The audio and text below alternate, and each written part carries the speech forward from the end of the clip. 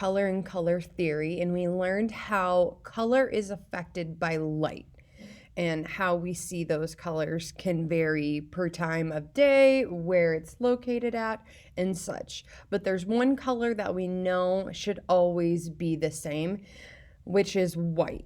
Now, your camera has a setting on it called white balance to make sure your camera recognizes the white as a white. Sometimes it can get confused, which what that means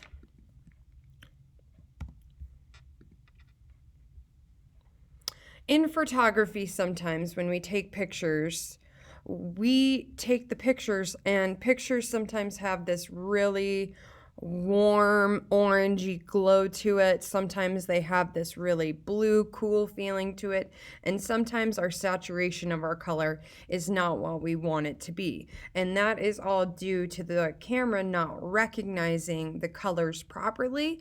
And the color white is especially the one, like in this first example, this white is more of like a peachy color. This white in his shirt is more of a light blue, and the white in this third photo is very saturated. It's not as bright and intense of a white. So what we would need to do is control our camera to recognize our white as a white paper.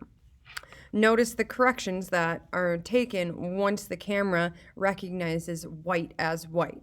Now we see the dress as white. Now down below, his shirt is white instead of that bluish color.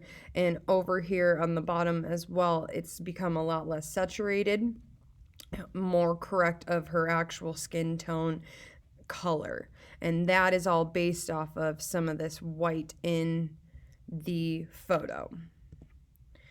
So white balance. Next thing, if you have a camera, you'll want that accessible. If you do not have a camera, you only have a cell phone to take pictures on, you need to download the Lightroom CC app. Information is up on our weekly overview.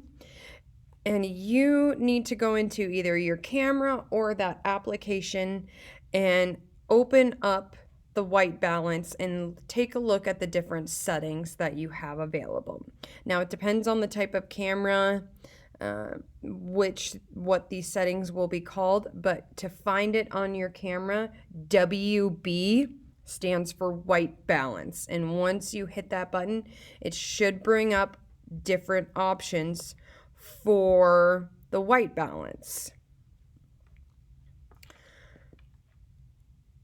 So what happens when you change those settings is it will recognize the different light settings to capture the white in there. Now, playing or taking a look at these options right here, we have tungsten, we have cloudy, we have fluorescent, we have flash, we have shade, and we have color. Which of these 6 photographs looks more natural and correct with the colors and the white? I'll give you a moment to look through and see. For me, what I see as correct color would either be the flash setting or the shade setting, more of the flash. Because we're seeing her skin tone as the color it should be, her hair color as it should be, and the surrounding area behind her as it should. Where in our shade, we have that shade affecting our color, our light over top of it. So that was a quick introduction to white balance. Your next step is your white balance practice activity assignment that you will need to start taking photographs in those different settings to compare and contrast what it actually does to your photos.